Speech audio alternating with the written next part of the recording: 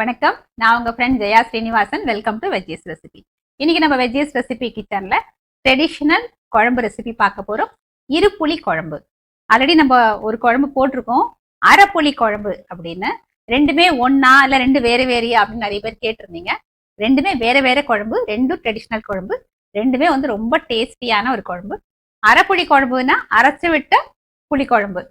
இருப்புளி குழம்பு அப்படின்னா ரெண்டு விதமான புளிப்புகள் சேர்த்து ஒரு குழம்பு. புளியோட புளிப்பும் இருக்கும், தயிரோட புளிப்பும் இருக்கும். இந்த குழம்பு வந்து நிறைய காய்கறிகள் போட்டு நம்ம பண்ணலாம். சாதத்துக்கு பிசைஞ்சு சாப்பிடவும் நல்லா இருக்கும்.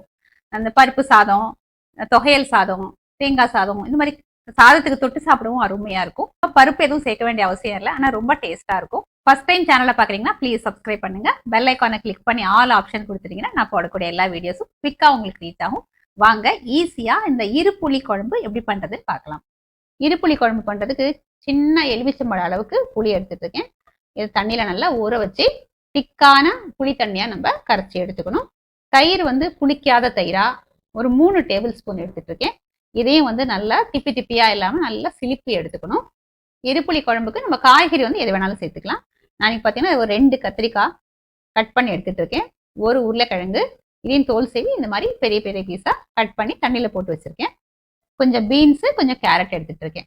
இது இல்லாம நம்ம சக்கரவள்ளி கிழங்கு, வாழைக்காய், பூசணிக்காய், பரங்கிக்காய், இந்த மாதிரி நம்ம அவியலுக்கு சேர்ப்போம் இல்லையா, அந்த எல்லா காய்கறியுமே நம்ம இதுக்கு சேர்த்துக்கலாம். இந்த இருப்புளி குழம்புக்கு நம்ம வறுத்து அரைச்சிக்கணும். அதுக்கு வந்து ஒரு மூடி தேங்காய் நான் துருவி எடுத்துட்டு இருக்கேன். மற்றபடி தேவையான எல்லா சாமானும் எடுத்து வச்சிருக்கேன். வாங்க ஸ்டார்ட் பண்ணிடலாம்.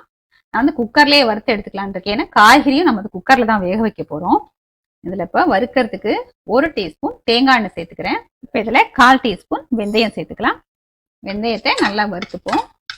இதோடையே 1 டீஸ்பூன் பச்சரிசி சேர்த்துக்கலாம். பச்சரிசியும் சேர்த்து வறுத்துக்கலாம். பச்சரிசி சேர்க்கறதுனால நமக்கு இந்த இருப்புளி குழம்பு வந்து கொஞ்சம் திக்னஸும் கிடைக்கும். அரிசியை வந்து நம்ம நல்லா பொரிச்சு போடுறதுனால நல்ல வாசனையாகவும் இருக்கும். பாருங்க, வெந்தயமும் நல்லா வறுபட்டாச்சு. அரிசியும் வந்து நல்லா பொரிஞ்சு வந்திருக்கு பாருங்க. இப்ப காரத்துக்காக நான் ஒரு 5 காஞ்ச மிளகாய் எடுத்துட்டு இருக்கேன். இதையும் சேர்த்து வறுத்துக்கலாம். நீங்க உங்களுக்கு காரம் எந்த அளவுக்கு வேணுமோ அது தகுந்த மாதிரி நீங்க மிளகாயை சேர்த்துக்கலாம். இந்த குழம்பு பண்றதுக்கு தேங்காய் எண்ணெய் யூஸ் பண்ணா நல்லா டேஸ்டாவும் நல்லா வாசனையாவும் இருக்கும். ஒருவேளை தேங்காய் எண்ணெய் உங்களுக்கு அந்த அளவுக்கு விருப்பம் இல்லைன்னா நீங்க ரெகுலரா யூஸ் பண்ணக்கூடிய எண்ணெயே யூஸ் பண்ணிக்கலாம். இப்போ பாருங்க, மிளகாயும் நல்லா வறுபட்டாச்சு. இப்போ இதை மிக்சி ஜாருக்கு டிரான்ஸ்ஃபர் பண்ணிப்போம். அதே குக்கர்ல 1 டேபிள் ஸ்பூன் தேங்காய் எண்ணெய் சேர்த்துக்கலாம். நம்ம கட் பண்ணி வச்சிருக்கிற காய்கறி அதில் சேர்த்துருவோம். கத்திரிக்காயும் உருளைக்கிழங்கும் வந்து தண்ணியில் கட் பண்ணி போட்டு வச்சுருக்கேன். இதுவும் சேர்த்துக்கலாம். கொஞ்சம் மஞ்சள் பொடி. இந்த காய்க்கெல்லாம் தேவையான அளவுக்கு உப்பு சேர்த்துக்கலாம். காய்கறியை நல்லா ஒரு 2 நிமிஷத்துக்கு வதக்கி விட்டுப்போம். கொஞ்சம் கருவேப்பிலை சேர்த்துக்கலாம். காய்கறியை கொஞ்சம் லேசாக வதக்கி விட்டுருவோம். காய் பார்த்தீங்கன்னா ஓரளவுக்கு நல்லா வதங்கியாச்சு. இதில் இந்த காய்கறியெல்லாம் கொஞ்சம் முங்குற அளவு ஒரு 1/4 கப்பு தண்ணி நான் சேர்த்துருக்கேன். இப்போ குக்கர் மூடியை மூடிட்டு ஒரு விசில் வர வரைக்கும் நம்ம வேக வச்சு எடுத்துக்கலாம். விசில் வந்ததுக்கு அப்புறம் நம்ம மேனுவலா ப்ரெஷர் ரிலீஸ் பண்ணிடணும். அப்பதான் காய்கறி வந்து கரெக்டா குழையாம வெந்திருக்கும், கலர் மாறாமலும் இருக்கும். இது விசில் வர்றதுக்குள்ள நம்ம வறுத்து வச்சிருக்கோம் இல்லையா, அதெல்லாம் நம்ம அரைச்சி எடுத்துக்கலாம். மிக்சி ஜார்ல நம்ம வறுத்தோம் இல்லையா வெந்தயம், அரிசி, காஞ்ச மிளகா, இதை இப்போ ஃபர்ஸ்ட் ட்ரையா நம்ம அரைச்சி எடுத்துக்குவோம். பாருங்க, இந்த மாதிரி ட்ரையா குறப்பா அரைச்சி எடுத்துட்டு இருக்கேன். இப்போ இதுல இந்த ஒரு மூடிக்கு தேங்காயை துருவி வச்சிருக்கோம் இல்லையா, அதை வந்து நம்ம இதுல சேர்த்துக்கலாம். இப்போ இதில் தண்ணி சேர்த்து ரொம்ப ஃபைன் பேஸ்ட்டாக இல்லாமல் ரொம்ப குறப்பாகவும் இல்லாமல் மீடியமாக நம்ம அரைச்சி எடுத்துப்போம். பாருங்க, இந்த மாதிரி அரைச்சி எடுத்துக்காச்சு. நம்ம வறுத்து அரைச்சது இந்த பவுலுக்கு நான் ட்ரான்ஸ்ஃபர் பண்ணிட்டேன். இதே மிக்சி ஜாரில் நம்ம எடுத்து வச்சுருக்கிற தயிரையும் சேர்த்து நல்லா அப்படி அடித்து எடுத்துக்கிட்டோம்னா திப்பி திப்பியால் நல்லா ஃபைனாக கிடைக்கும்.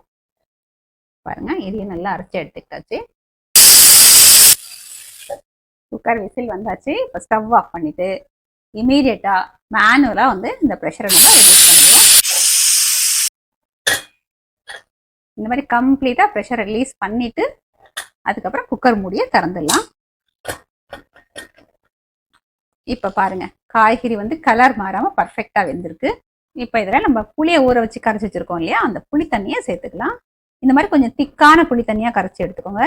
ரொம்ப தண்ணியா இருந்தா ரொம்ப நேரம் அது கொதிச்சுக்கிட்டே இருக்கும். ஃபர்ஸ்ட் உப்பு வந்து நம்ம காய்கறிக்கு மட்டும் சேர்த்தோம். இப்போ குழம்புக்கான உப்பு சேர்த்துக்கலாம். பாருங்க, இந்த அளவுக்கு கல் உப்பு நான் இதில் சேர்க்குறேன். ஒருவேளை நீங்கள் குக்கரில் காய்கறி வேக வைக்காம தனியாக வேக வைக்கிறீங்கன்னா காய் நல்லா வெந்ததுக்கு அப்புறம் புளி தண்ணியை சேர்த்துக்கோங்க. இல்லைன்னா அப்புறம் காய் வேகாது. இந்த புளி தண்ணியில காய்கறி எல்லாம் நல்லா வந்து கொஞ்ச நேரம் வேகட்டும். இந்த புளி தண்ணியோட பச்சை வாசனையும் போகட்டும். இது கொஞ்சம் நல்லா கொதிக்கிட்டோம், நம்ம அப்புறம் பார்க்கலாம். புளி தண்ணி நல்லா பச்சை வாசனை போக நல்லா கொதிச்சாச்சு. இப்போ நம்ம வறுத்து அரைச்சிருக்கோம் இல்லையா, இந்த பேஸ்ட்டு இதில் ஆட் பண்ணிக்கலாம். இப்போ ஒரு தடவை நல்லா கலந்து விட்டுடுவோம். இது நம்ம அரைச்ச அந்த பேஸ்ட்டை சேர்த்ததுக்கு அப்புறம் திரும்பவும் இது கொஞ்சம் நல்லா கொதிக்கணும். நல்லா கொதிக்க ஆரம்பிச்சாச்சு. நடுவில் நடுவில் கொஞ்சம் இப்படி கலந்து விட்டுக்கலாம். இந்த குழம்பு வந்து கொதிக்கும் போதே இப்படி ஒரு மணக்குது, நல்லா வாசனையா இருக்கு பாருங்க. குழம்பு வந்து நல்லா கொதிச்சாச்சு, கொஞ்சம் நல்லா திக்காயிருக்கு பாருங்க. ஸ்டவ் ஃப்ளேம் சிம்ல வச்சுக்கலாம். நம்ம மிக்ஸி ஜார்ல தயிரை போட்டு நல்லா அடிச்சு வச்சிருக்கோம், நல்லா ஸ்மூத்தா இருக்கு பாருங்க. இப்போ இதை வந்து இந்த குழம்புல சேர்த்துக்கலாம். இப்போ நல்லா மிக்ஸ் பண்ணி விட்டுடலாம். இந்த தயிர் சேர்த்ததுக்கு அப்புறம் குழம்பு வந்து ரொம்ப கொதிக்க கூடாது, ஏன்னா திரிஞ்சு போயிடும் இல்லையா. அதனால ஸ்டவ் ஃப்ளேம் சிம்லேயே இருக்கட்டும். லேசா ஒரு கொதி வரும், வந்ததுக்கு அப்புறம் நம்ம ஸ்டவ் ஆஃப் பண்ணிக்கலாம். பாருங்க லேசா கொதி வர ஆரம்பிச்சாச்சு. நல்லா ஒரு தடவை மிக்ஸ் பண்ணிடுவோம். இப்போ ஸ்டவ் ஆஃப் பண்ணிக்கலாம். ஒரு டேபிள் ஸ்பூன் அளவுக்கு வெல்லம் எடுத்து வச்சிருக்கேன், இதை சேர்த்துக்கலாம். இது வந்து ஆப்ஷனல் தான், இருந்தாலும் வெல்லம் சேர்த்தா ரொம்ப நல்லா இருக்கும். நல்லா கலந்து விட்டுருவோம். ஸ்டவ்ல ஒரு தாளிக்கிற கரண்டி வச்சிருக்கேன். இந்த இருப்புளி குழம்புக்கு நம்ம தாளிச்சிடலாம். ஒரு டேபிள் ஸ்பூன் தேங்காய் எண்ணெய் எடுத்துட்டு இருக்கேன். எண்ணெய் சூடானதும் ஒரு டீஸ்பூன் கடுகு சேர்த்துக்கலாம். கடுகு வெடிச்சதும் ஒரு டீஸ்பூன் உளுத்தம்பருப்பு, ஒரு காஞ்ச மிளகாய், பருப்புலாம் நல்லா செவந்து வந்ததும் 1/4 டீஸ்பூன் பெருங்காயத்தூள், கொஞ்சம் கருவேப்பிலை. ஸ்டவ் ஆஃப் பண்ணிட்டு இந்த தாளிப்பை அப்படியே குழம்புல சேர்த்துப்போம். டேஸ்டியான இருப்புளி குழம்பு சர்விங்க்கு ரெடி. இப்போ இந்த இருப்புளி குழம்பை நம்ம சாதத்துக்கு பிசைஞ்சு சாப்பிடலாம், இல்லை பருப்பு சாதம், தொகையல் சாதம், இல்லை தேங்காய் சாதம், அதுக்கெல்லாம் தொட்டு சாப்பிட்டாலும் சூப்பராக இருக்கும். சூடான சாதம், தொட்டுக்கிறதுக்கு வந்து வெண்டைக்காய் கறி பண்ணியிருக்கேன். கொஞ்சமாக நல்லெண்ணெய் சேர்த்துக்கலாம். நெய்யோட வந்து நல்லெண்ணெய் இருக்கு நல்லாயிருக்கும்.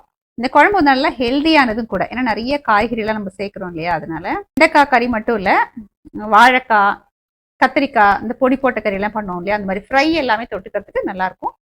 இருப்புளி குழம்பு சாதத்தை வெண்டைக்காய் கறி தொட்டு சாப்பிட்டு பார்க்கலாம்.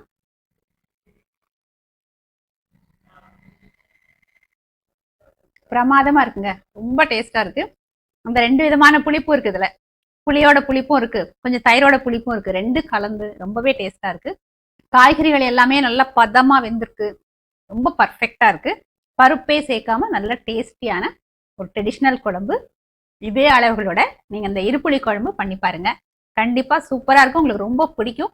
எப்படி வந்ததுன்னு கமெண்ட்ல சொல்லுங்கள். லைக் பண்ணுங்கள், உங்கள் ஃப்ரெண்ட்ஸ் அண்ட் ஃபேமிலியில் ஷேர் பண்ணுங்கள். புது ரெசிபியோட நாளைக்கு நான் உங்களை மீட் பண்ணுறேன். தேங்க்ஸ் ஃபார் வாட்சிங்.